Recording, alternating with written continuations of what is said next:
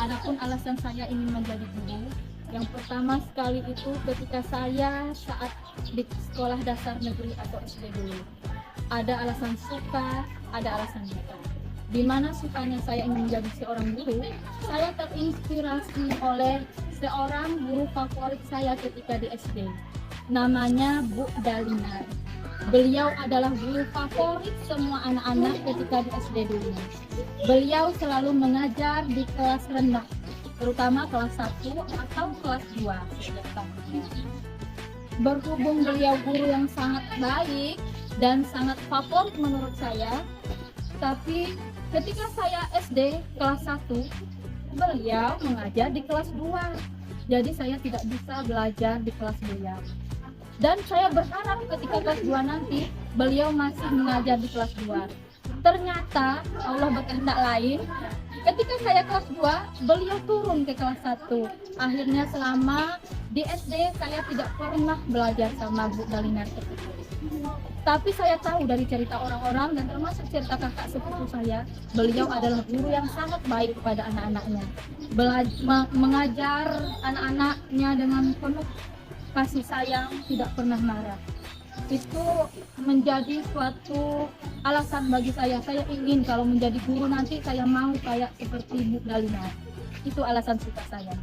Kalau alasan duka saya di kelas 1 di SD dulu, saya dulu alhamdulillah saya terlahir sangat sehat, walaupun terkadang tinggi badan saya tidak sama dengan teman-teman yang lain. Saya sering sekali, kalau bahasa sekarang namanya dibully gitu ya, kalau dulu namanya dimain-mainkan teman gitu ya. Mereka selalu bilang saya kecil lah gitu ya, tidak bisa melakukan banyak hal lah, olahraga, lambat lah. Tapi ketika itu saya tidak merasa tersinggung, cuma saya sedih. Saya ceritalah kepada orang tua saya. Orang tua saya menasihati saya supaya tidak jadi kufur nikmat kepada Allah. Selalu bersyukur karena kita punya tubuh yang sehat, walaupun kita tidak terlalu tinggi. Jadi oleh karena itu saya belajar dengan tekun dan alhamdulillah buah dari hasil saya rajin belajar, saya selalu mendapat juara kedua dan pernah sekali juara 1, selebihnya juara 2. Dari kelas 1 sampai kelas 6 ada sekali saya juara 1. Dan alhamdulillah itu termasuk salah satu motivasi saya untuk rajin belajar, untuk saya harus membuktikan kalau saya mampu untuk maju melebihi orang-orang yang pernah menjelek-jelekkan saya dulu. Ketika bersama teman sepermainan di lingkungan saya di desa dulu, kami terdiri dari 8 orang dan nama depan kami atau nama awal kami singkat dengan nama Muzennes. Muzennes itu adalah singkatan dari 8 nama awal dari 8 orang kami yang berteman tadi. Dan dalam setiap pergaulan pertemanan itu kami main peran-peranan atau main rumah-rumahan dengan sesama teman. Saya selalu berperan menjadi seorang guru dan juga guru yang punya profesi lain, punya warung kecil di rumahnya. Dan cerita ini melekat sampai ke kehidupan sehari-hari. Teman-teman saya selalu memanggil saya Bu Zumratul gitu. Padahal waktu itu kami masih anak-anak SD. Dan panggilan itu sampai saat sekarang ketika saya pulang kampung itu masih teman-teman saya yang akrab dengan saya yang 8 orang itu memanggil saya dengan panggilan Bu Zumratul. Ternyata teman-teman saya pada beberapa tahun yang lalu itu sudah mendoakan saya menjadi seorang guru dan mereka menganggap saya adalah guru bagi mereka. Itu juga termasuk salah satu alasan ya mengapa mungkin saya menjadi seorang guru. Selanjutnya karena pola pikir kita semakin besar, semakin kadang berubah-ubah ya, namanya juga masih labil, belum istiqomah dalam memegang termasuk cita-cita. Ketika SMP saya bahkan tidak ingat lagi dengan cita-cita saya menjadi seorang guru. Ketika ditanya teman-teman, pergaulan kita juga udah semakin luas ke desa-desa di sebelah desa kita, teman kita udah banyak, bukan 8 itu saja. Ketika banyak teman-teman yang bilang cita-citanya ingin menjadi perawat, ingin menjadi bidan, ada yang badannya besar, tinggi ingin menjadi polwan, saya pun sampai goyah juga. Saya pun juga tidak teringat lagi cita-cita ingin menjadi guru. Bahkan saat itu saya bermimpi bermimpi dan memberanikan diri bercita-cita ingin menjadi perawat. Padahal saya tahu waktu itu perawat itu salah satu syaratnya adalah tinggi badan. Dan pada saat itu saya merasa ini masih dalam pertumbuhan, semoga nanti saya bisa mencapai tinggi badan sesuai yang syarat untuk menjadi perawat. Dan akhirnya cita-cita saya menjadi seorang guru itu terlupakan beberapa saat. Pada saat saya SMA, masih teman-teman saya yang banyak tadi dan ditambah teman-teman yang baru dari kecamatan lain, dari desa lain, saya baru kembali lagi teringat pada cita-cita saya ingin menjadi seorang guru. Tapi saat itu saya sangat suka sekali dengan pelajaran kimia, apalagi menghafal rumus-rumus kimia. Dan saat itu alhamdulillah karena kita suka dengan pelajaran itu karena dari dalam hati kita, nilai kimia saya pernah pada saat itu kelas 1 SMA, saya tertinggi nilai ulangan harian kimianya. Dan itu menjadikan saya sebuah motivasi, saya harus menjadi guru kimia kayak Pak Syahdanur. Nama guru saya itu adalah Pak Syahdanur. Sampai sekarang Bapak itu adalah guru favorit saya. Pada saat saya kelas 3 SMA, saya ikut siswa undangan di Universitas Negeri Padang atau UNP. Saya ambil jurusan kimia. Tanpa sepengetahuan orang tua saya mendaftar, diarahkan oleh guru untuk siswa yang berprestasi mengambil jurusan sesuai dengan yang diteruntukkan untuk sekolah kita. Saya ambil jurusan kimia. Pada saat itu, alhamdulillah saya lulus siswa undangan jurusan kimia. Setelah saya lulus baru saya ceritakan kepada orang tua saya. Ketika itu bapak saya sedang merantau, tidak ada di desa kami. Saya ceritakan pada ibu saya. Lalu ibu saya sangat memotivasi saya. Dia tidak pernah mengecilkan hati saya. Lalu dia bilang, dia mendukung dengan sepenuh hati apapun keinginan saya. Tapi di akhir nasihat ibu saya, dia bilang, duit itu di tabungan ada, tinggal 3 juta. Kalau kata pengalaman orang-orang yang kuliah di Padang, itu 3 juta itu pas lah untuk 1 semester. Sudah dapat kos, sudah peralatan kos, dapat kasur, sudah persiapan selain dari makan sehari-hari, itu sudah lengkap di 3 juta itu. Tapi ibu saya memberikan semacam pemikiran kepada saya, nanti untuk semester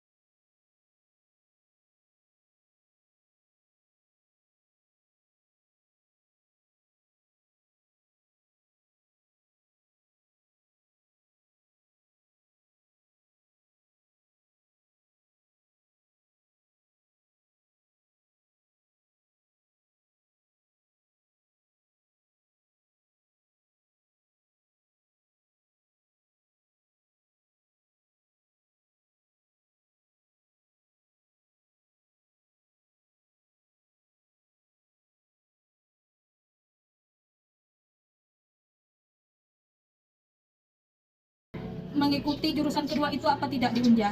Akhirnya saya putuskan, saya bilang pada ibu saya, keputusannya ada di tangan ibu, terserah ibu ridhoi saya kuliah dimanapun saya mau.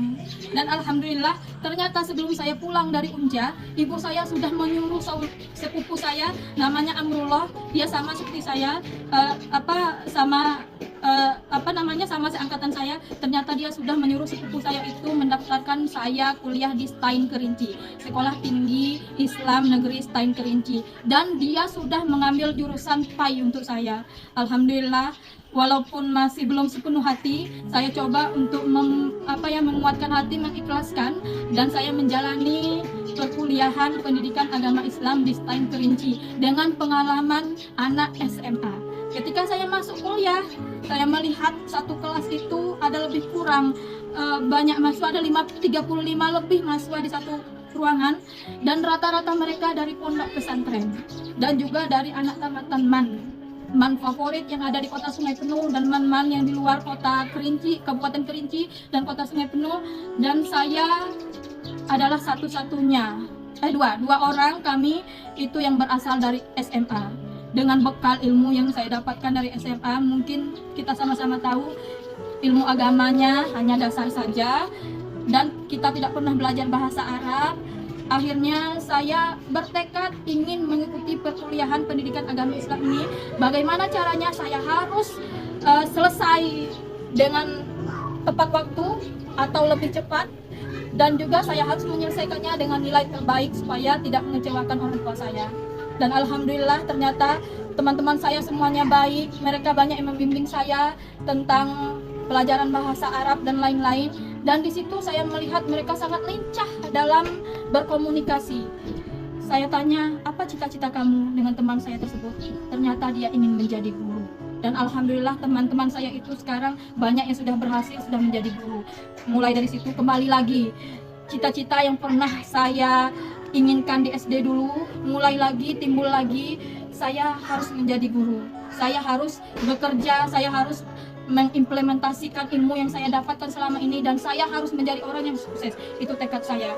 Dan akhirnya semester 5 itu saya kuliah sambil mengajar di SD Muhammadiyah Sungai Penuh, SD plus Muhammadiyah Sungai Penuh. Ketika itu SD Muhammadiyah itu baru berdiri, belum ada izin operasionalnya, baru diurus, baru sekitar 3 tahun, belum ada alumninya, baru kelas 1 sampai kelas 3.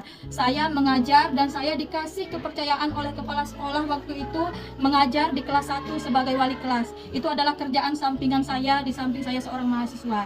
Saya mengajar disesuaikan dengan jam kosong saya. Tapi karena saya kelas 1, alhamdulillah ketika semester 5 itu tidak mengganggu jam kuliah saya. Dan motivasi saya ingin menjadi guru itu sangat kuat ketika di kelas 1 saya mendapatkan seorang siswa perempuan termasuk anak ABK. Saya baru tahu itu namanya ABK beberapa tahun ini saja. Kalau pada saat 2007, 2008 dulu ketika saya mengajar, saya nggak tahu kalau dia anak ABK. Saya taunya dia anak unik, anak yang sangat istimewa, anak yang butuh perhatian lebih dari anak yang lain, dan dia ada di kelas saya. Ketika itu pengetahuan saya tentang ABK nggak ada, belum ada, hanya pengalaman sehari-hari. Tetapi anak ABK itu, maaf benar ya saya sebutkan namanya, ketika itu namanya Ulfa. Anak itu sangat dekat dengan saya datang dipeluknya. Dia bahkan tidak mau dengan guru yang lain, pipis saya yang ngantar. Terkadang maaf ngomong, mungkin dia kesulitan dalam berkomunikasi, banyak orang yang tidak mengerti bahasa dia, jadi pipis di celana. Terkadang BAB tidak pada tempatnya. Saya dan guru yang lain membantu, tapi karena itu adalah anak murid saya di kelas saya yang turun tangan dalam membersihkannya. Dan alhamdulillah saya kasih tahu pada orang tuanya, dia masih ketinggalan ini, ketinggalan bagian itu. Orang tuanya mengerti, tidak marah, tapi mereka juga tidak punya pengetahuan tentang bagaimana cara mendidik anaknya tersebut. Saya tidak menyarankan mereka bawa kemana-mana karena pengetahuan saya waktu itu juga nggak tahu. Jadi saya bilang, mengajinya ajarkan di rumah Pak, mengajinya ajar di rumah Bu.